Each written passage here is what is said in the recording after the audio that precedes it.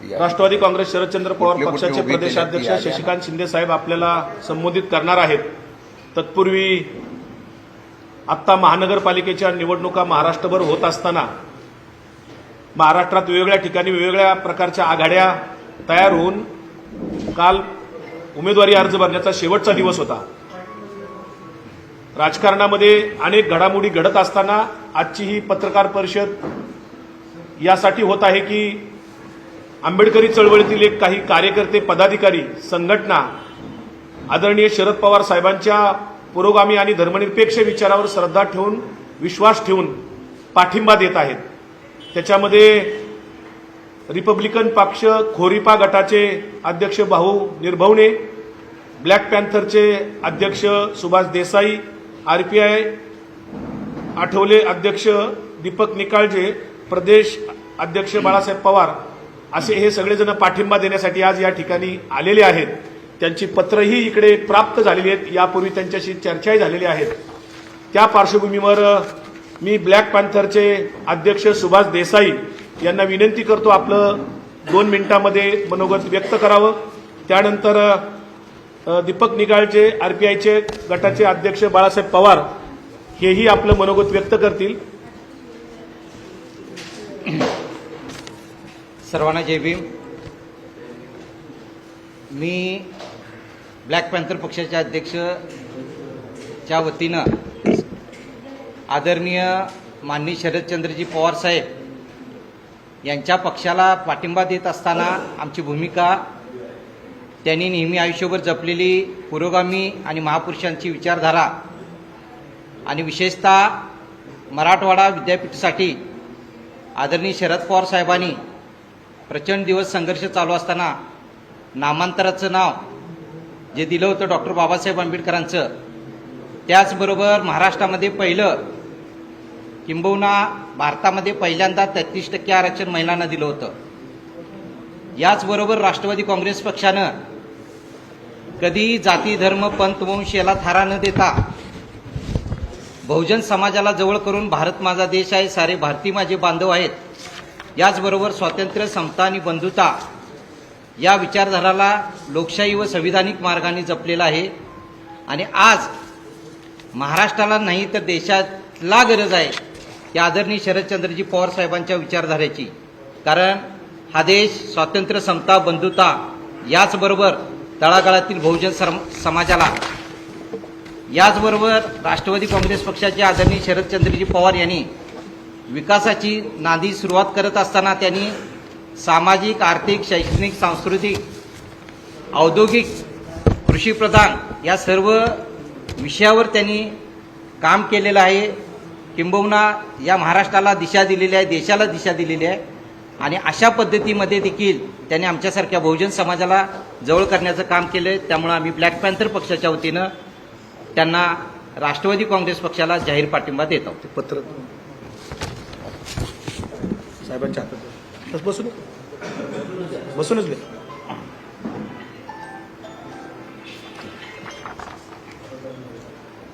जय भीम, जय महाराष्ट्र। मी Balasaheb Pawar, republican party of India A राष्ट्रीय अध्यक्ष सन्माननीय दीपक भाऊ निकाळजे या पक्षाचा राज्याचा अध्यक्ष या नात्याने सन्माननीय शरदचंद्रजी पवार या पक्षाचे राष्ट्रीय अध्यक्ष यांच्या पक्ष राष्ट्रवादी काँग्रेस पार्टी यांना राष्ट्रीय अध्यक्ष सन्माननीय दीपक भाऊ निकाळजेच्या वतीने पाठिंबा देत आहे। धन्यवाद। पत्र तिथूनच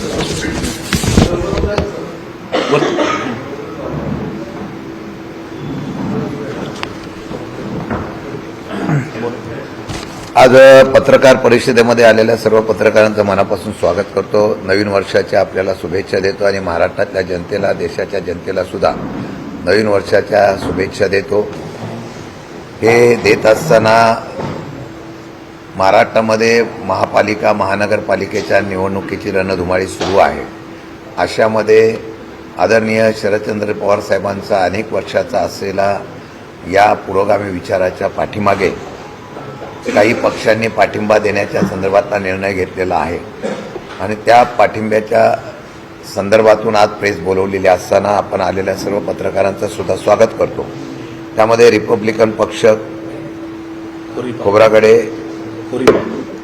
खोरीपा अध्यक्ष भाऊ निर्भवणे, त्याचबरोबर ब्लँक पॅन्थर अध्यक्ष सुभाष देसाई, RPI ए अध्यक्ष दीपक निकाळजे यांचे प्रदेश अध्यक्ष बाळासाहेब पवार यांनी पक्षाला महानगरपालिका, जिल्हा परिषद, पंचायत समितीच्या भविष्य काळामध्ये होणाऱ्या निवडणुकीमध्ये पाठिंबा देण्याचा निर्णय घेतलेला आहे. त्यांचा मनापासून आभार व्यक्त करतो. महाराष्ट्रामध्ये अनेक पक्ष असताना सुद्धा काही पक्ष डॉक्टर बाबासाहेब आंबेडकरांचा विचार, शाहू फुले आंबेडकरांचा विचार हा कायम कार्यकर्ते आत्मसात करतात. त्यामध्ये हे पक्ष आहेत ज्यांनी आज तोच विचारधारा घेणाऱ्या पक्षाच्या पाठिंबा देण्याच्या संदर्भातला निर्णय घेतलेला आहे. त्यांचं या ठिकाणी स्वागत करतो आणि मला वाटतं की प्रत्येक जिल्ह्यामध्ये आम्ही एकत्रितपणे त्यांचे पदाधिकारी आणि आमचे पदाधिकारी एकत्र येऊन निवडणुकीच्या संदर्भातून आम्ही समोर जाऊन येणाऱ्या काळामध्ये ही असलेली आघाडी मजबूत करण्याचा प्रयत्न करू. आघाडीमध्ये आलेल्या आमच्या सर्व सहकाऱ्यांचं मनापासून या ठिकाणी स्वागत करत असताना साधारणतः महाराष्ट्रामध्ये होणाऱ्या एकूण निवडणुकीच्या संदर्भामध्ये 29 ठिकाणी महानगरपालिकेला आपण समोर जातो आहे आणि या ठिकाणी राष्ट्रवादी शरद पवार पक्ष हा 6 ठिकाणी स्वबळावर लढतो आहे. त्याचबरोबर काँग्रेसबरोबर 11 ठिकाणी आहे. त्याचबरोबर राष्ट्रवादी शरद पवार, उद्धव बाळासाहेब ठाकरे, शिवसेना 11 ठिकाणी आहे.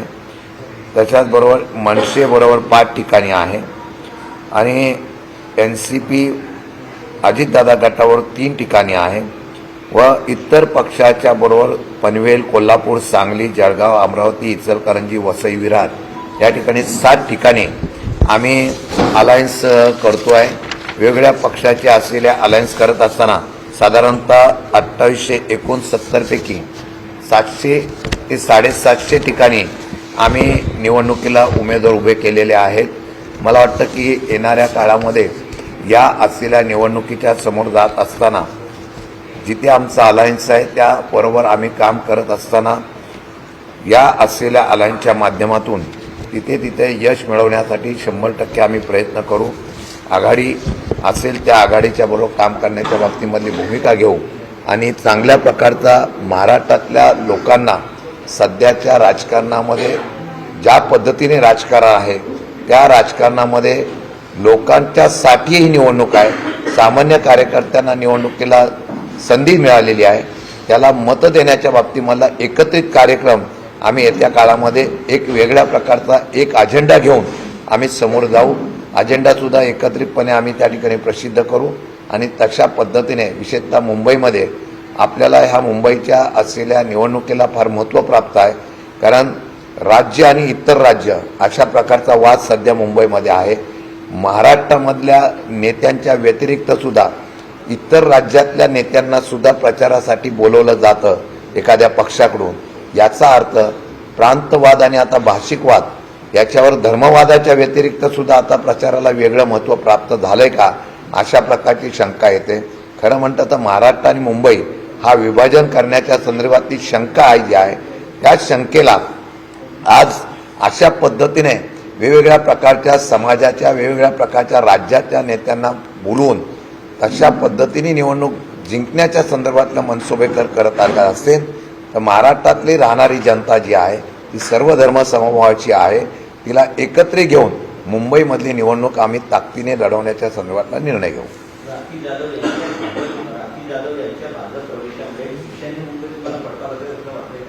असं आहे की राखीताई पक्षाच्या अध्यक्ष म्हणून त्यांनी काम केलेलं होतं.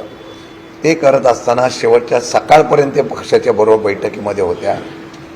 आम्हाला पहिली कुणकुण होती की त्या पक्ष सोडून BJPमध्ये जाणार आहे. कारण त्यांना तिथं निवडून यायचं म्हटल्यानंतर त्यांना दुसरा पर्याय नाही अशा प्रकारची त्यांची मानसिकता झाली होती आणि मला वाटतं त्याचा विचार करून त्यांनी पक्ष बदल केलेला आहे.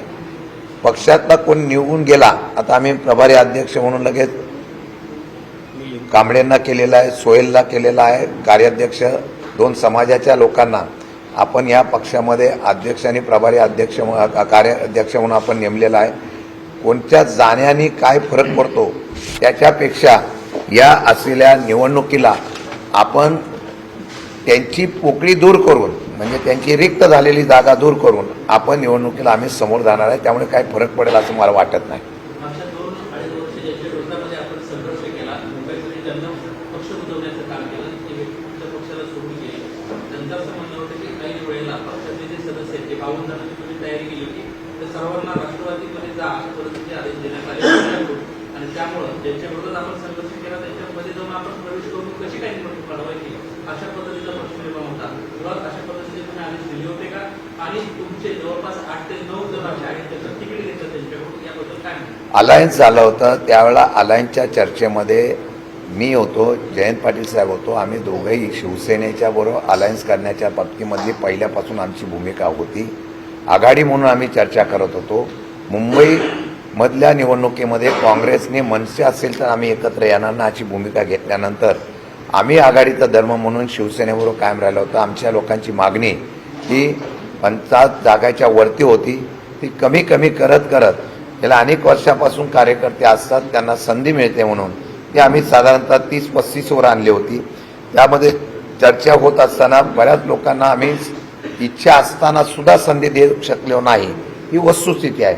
परंतु कुठेही आम्ही अशा प्रकारची चर्चा इतर पक्षामध्ये अजितदादा गटामध्ये जा राष्ट्रवादीची अशी केलेली नव्हती. कार्यकर्त्यांनी आम्हाला विचारल्यानंतर आम्ही सांगितलं तुम्हाला पर्याय काय करायचा तर तुमचा निर्णय घ्यायला, तुम्ही जसा राखीताईंनी घेतला तसा तुम्हाला निर्णय घ्यायला आम्ही त्या ठिकाणी कोणी अडवणार नाही. परंतु एक सांगतो, त्यांनी जे वक्तृत्व केलं असेल की ज्या पक्षाबरोबर आम्ही लढलो त्या पक्षाबरोबरच या ठिकाणी परत कसं जायचं असा प्रश्न त्यांनी उपस्थित केला असेल. मला वाटतं की त्यांचा प्रश्न हा स्वार्थाचा आहे. ते ज्या पक्षाची भाजपशी कायम लढले, विधानसभेला सुद्धा लढल्या आणि विधानसभेला लढल्या ज्या पक्षाबरोबर ते पूर्वीपासून होते, फक्त तो पक्ष विभागला गेला त्याच्यावर आरोप करण्यापेक्षा ज्यांच्याबरोबर ते कायम लढल्या होत्या त्यांच्याबरोबर हातमिळवणी करून स्वतःची जागा निवडून यावी यासाठी मुंबईच्या अध्यक्षांनी निर्णय घेतला असेल तर तो दुर्दैवाचा होता असं मला वाटतं. मुंबईला एकूण आम्हाला 11 जागा मिळालेल्या आहे. 4 आम्ही स्वतंत्रपणाने लढतोय. पक्षाचा एबी फॉर्म दिलेला आहे. आमची जागा 16-17 जागेची होती. त्यातल्या काही जागांना आम्हाला न्याय मिळाला ही वस्तुस्थिती आहे. त्यामुळे काही लोक मग शेवटी पर्याय म्हणून दुसऱ्या पक्षात गेले असे. नुसते अजितदादा राष्ट्रवादी गटातच गेले नाही, ते इतर पक्षामध्ये सुद्धा त्यांनी गेलेले आहेत. आणि मला वाटतं की काँग्रेसमध्ये काही गेले, काही इतर पक्षामध्ये पण गेलेले असल्यामुळे त्यांनी त्यांचा मार्ग घेतला. पण आम्ही अलायन्समध्ये ठाम राहिलो होतो. तशा प्रकारची भूमिका घेतल्यामुळे बऱ्याच लोकांना आम्हाला संधी द्यायची होती. ताकदीचे कार्यकर्ते होते पण त्यांना देऊ शकलो नाही, ही वस्तुस्थिती आहे. तरीसुद्धा ज्या आहेत त्या जागा निवडून आणण्यासाठी महाविकास आघाडी म्हणून आम्ही प्रयत्न करणार. पुण्याचे पालकमंत्री ते राज्याचे उपमुख्यमंत्री आहेत, त्यांच्या राजीनाम्याची तुम्ही आता मागणी करता. तुम्ही विरोधातला एक महत्वाचा पक्ष आहात. पुण्याचे पालकमंत्री काय करतायत तर गुन्हेगारीला कुठेतरी पाठिंबा देत आहेत, ते चित्र आता स्पष्टपणे झालेलं आहे. एकीकडे ते म्हणतात की कशा पद्धतीने मुख्याच्या आरोपांना सोडलं, दुसरीकडे ते गड्या मारण्याची बायको असेल किंवा अधिकाऱ्यांच्या फॅमिलीमध्ये सगळे गुन्हेगार असतील, या सगळ्यांना उमेदवार देत आहेत. त्यामुळे असा उपमुख्यमंत्री महाराष्ट्राला नको अशा पद्धतीची तुम्ही मागणी करणार आहात का? तुम्ही भूमिका स्पष्टपणे मांडणार आहात? नाही, पुण्याला आमचं त्यांच्याशी अलायन्स झालेलं आहे. ज्यावेळेला भाजप आणि इतर पक्षाची त्यांचं अलायन्स झालं नाही, आमचं इतर पक्षाच्या अलायन्समध्ये मतं या ठिकाणी अलायन्स करताना तिकिटाच्या बाबतीमध्ये, जागेच्या बाबतीमध्ये थोडीशी दरी निर्माण झाली. त्यावेळेला त्यांच्याशी अलायन्स झालेला आहे. पण तुम्ही मला प्रश्न विचारला, हा प्रश्न खरं म्हटलं तर सर्व पक्षांना लागू होतो. बऱ्याच पक्षामध्ये जर तुम्ही बघितलं तर अशा प्रकारचे गुन्हेगार स्वरूपाची लोक आहेत, अशा तक्रारी आहेत. मला वाटतं की नुसतं राष्ट्रवादी अजितदादा गट हा पुरता मर्यादित हा नियम नसून राज्यात देशात बघितलं तर निवडणुका जाहीर झाल्यानंतर अनेक अशा प्रकारचे गुन्हेगार प्रवृत्तीची लोक आमदार खासदारकीपासून सगळीकडे उभे राहतात. त्याला नियमच करणं गरजेचं आहे. तो नियम आता निवडणूक आयोग सरकारने केला पाहिजे. आम्ही किती बोललो तरी त्याचा परिणाम तिथे काय होतो, उमेदवारीचा देण्याचा बाकीचा प्रयत्न होतो. आमचं म्हणणं एवढंच आहे की कार्यकर्त्यांना संधी देण्याच्या संदर्भातले निर्णय घेत असताना आता निवडणूक आयोग किंवा जे शासनामधले सरकारने या संदर्भामध्ये काय कायदा करता येतो का काय याच्या संदर्भात निर्णय घेणं गरजेचं आहे. मी सांगून काय होणार आहे का? आम्ही सांगितलं तरी शेवटी त्यांची उमेदवारी, आता एक उमेदवार तर जेलमधून येऊन त्यांनी फॉर्म भरला. प्रत्येकाला लोकशाहीमध्ये अधिकार दिलेला आहे, तो तुरुंगात असला तरी तो उमेदवारी अर्ज भरू शकतो. ही लोकशाहीमधली जी काही त्रुटी आहेत त्या दूर करणं गरजेचं आहे. त्या ज्यावर दूर होतील तेव्हा मला वाटतं की ह्याला कुठेतरी बंधन येईल. तुम्ही आधीच भूमिका अशा पद्धतीने भूमिका घेतली की आपण बोलणारच नाही तर काय होणार नाही. तुम्ही जोपर्यंत भूमिका मांडणार नाही तोपर्यंत त्याच्या राजकारणात- मी माझी भूमिका मांडली ना, माझी भूमिका स्पष्ट मांडली. गुन्हेगारीचं राजकारणामधले गुन्हेगारीकरण थांबवायचं असेल तर त्याला स्वतंत्रप्रमाणे आपण काय म्हणतो, जोपर्यंत शिक्षा होत नाही तोपर्यंत त्याला गुन्हेगार समजता येऊ नये. माझ्या माहितीप्रमाणे त्याच्यावर एखाद्या गुन्हे दाखल झाले आणि ते गंभीर स्वरूपाचे असतील, सातत्याने तो गुन्हेगार प्रवृत्तीचा असेल तर त्याच्यावर निवडणूक बंदी घालण्याच्या संदर्भातला कायदा हा करणं गरजेचं आहे. तो नुसता महानगरपालिकेपुरता मर्यादित न राहता तो देश आणि राज्य स्तरावरच्या असलेल्या परिस्थितीवर हा नियम जर केला गेला तर मला वाटतं की तो योग्य होईल आणि ते करण्याच्या संदर्भातली भूमिका ही काळाच्या नुसार घेणं गरजेचं आहे.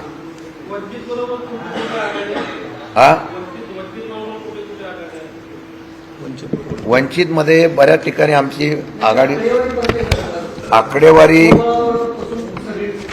नाही, स्वबळावर आम्ही 6 ठिकाणी लढतोय.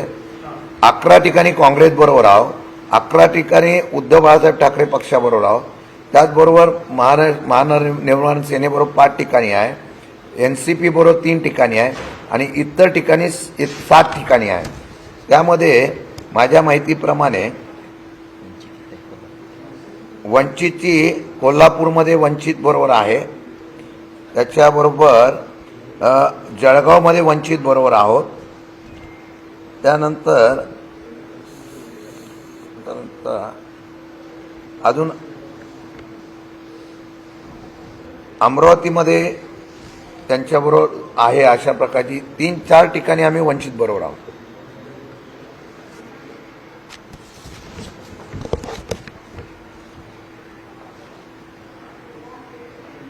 ओके.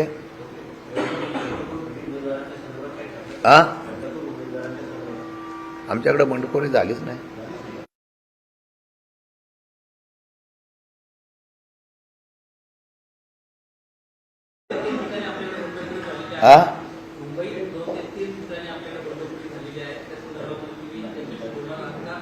नाही, असं आहे की आमच्या मागणीप्रमाणे आम्हाला तेवढ्या जागा मिळाव्या अशी अपेक्षा होती. त्या ठिकाणी आम्ही फॉर्म दिलेला आहे. मैत्रीपूर्ण लढतीच्या बाबतीमधला आम्ही प्रस्ताव दिलेला आहे. ही मैत्रीपूर्ण लढाई ही मुंबईला, नवी मुंबईला काही ठिकाणी जे आहे तिथं व्हावी अशा प्रकारची आम्ही त्या ठिकाणी विनंती केलेली आहे. माघार घेतल्यानंतर चित्र स्पष्ट होईल, त्यावेळेला सविस्तरपणे त्याच्यावर चर्चा करून तिन्ही पक्ष बसून आम्ही मार्ग काढू.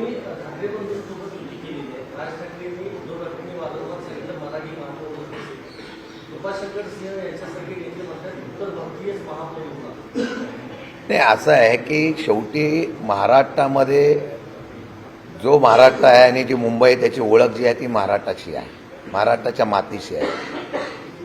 सगळे पक्ष म्हणतात मुंबईमध्ये मराठी महापौर होणार.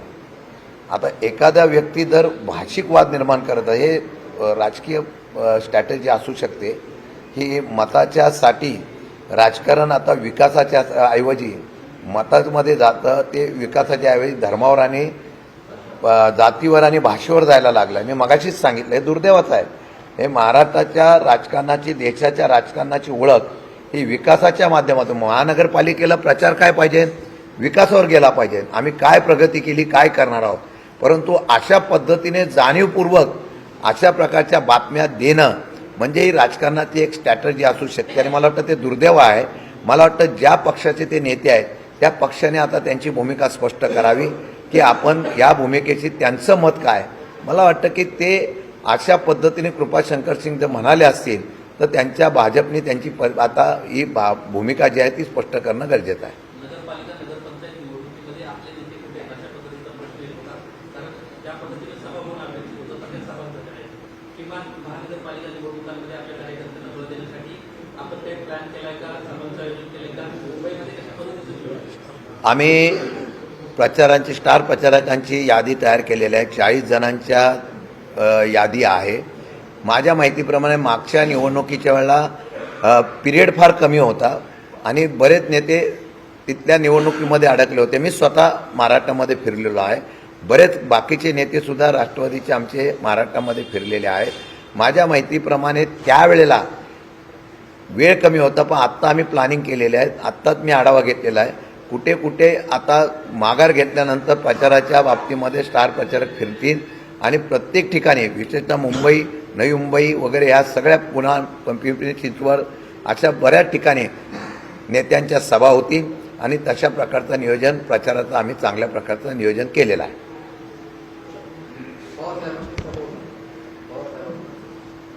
पवारसाहेबांची सभा हा आत्ता विषय आम्ही लिहिलेला नाही, पण माझ्या माहितीप्रमाणे मुंबई किंवा नवी मुंबई किंवा पुन्हा पिंपरी चिंचवड कसं नियोजन करायचं त्याचं आम्ही नियोजन करून ठेवू. धन्यवाद. हिंदी.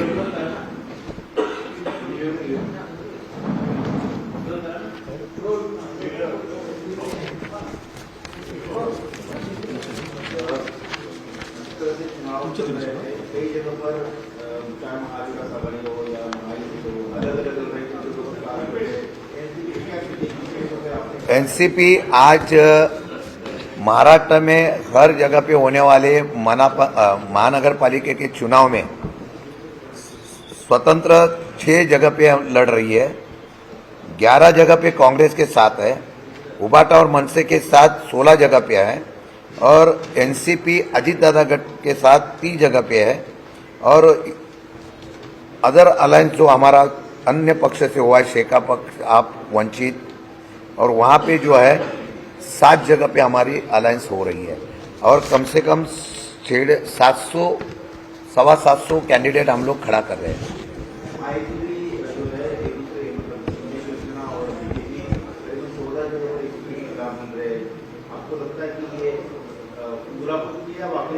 नहीं, ये क्या है, लोकल बॉडी का इलेक्शन है, उसमें कार्यकर्ता की अपेक्षा रहती है, पार्टी की कौन सी भी होने दो, कि हमें मौका मिलना चाहिए.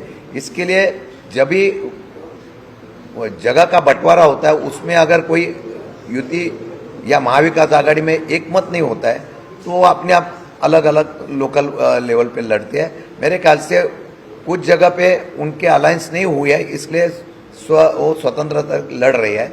मेरे बात में कुछ जगह पे नूरा भी हो सकते हैं, कुछ जगह पे सही भी हो सकती है.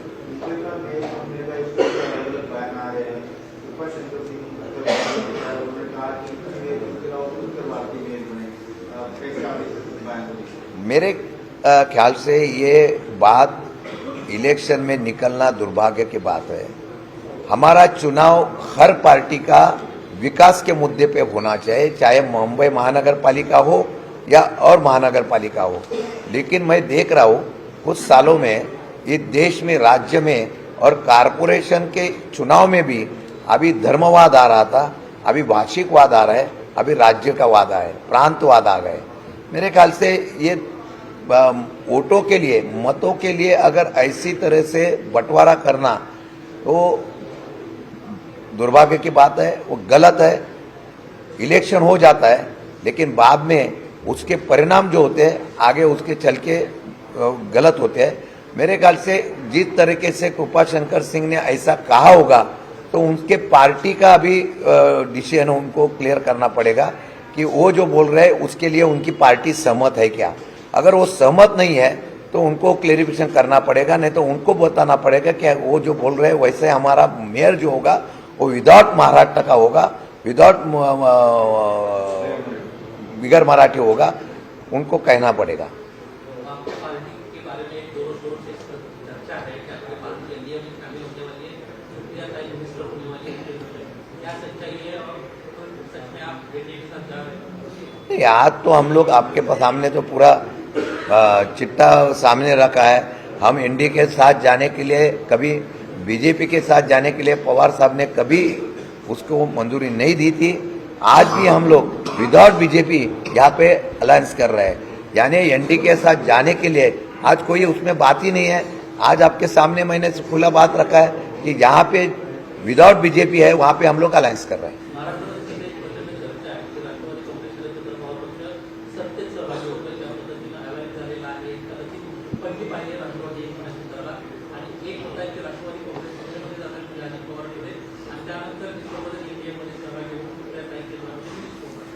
नाही, राष्ट्रवादी शरद पवार गट आणि अजित पवार गट हा 3-4 ठिकाणी आम्ही एकत्र आलेलो आहोत. त्यांचं अलायन्स झालेलं नाही, आमचं अलायन्स झालेलं आहे. अलायन्स झालं म्हणजे पक्ष विलिनीकरणामध्ये गेला अशा प्रकारच्या चर्चा होत नसते. मी आता एवढंच सांगतोय की सध्या महानगरपालिकेच्या निवडणुकीला आम्ही समोर जात असताना जिथे जिथे आम्हाला शक्य आहे त्या त्या पक्षाची आम्ही त्या ठिकाणी आघाडी केलेली आहे. अशा प्रकारची सध्या कुठल्याही प्रकारची चर्चा नाही. अलायन्सच्या बाबतीमधल्या फक्त चर्चा चालू आहेत. विलिनीकरणाची चर्चा कुठेही झालेली नाही.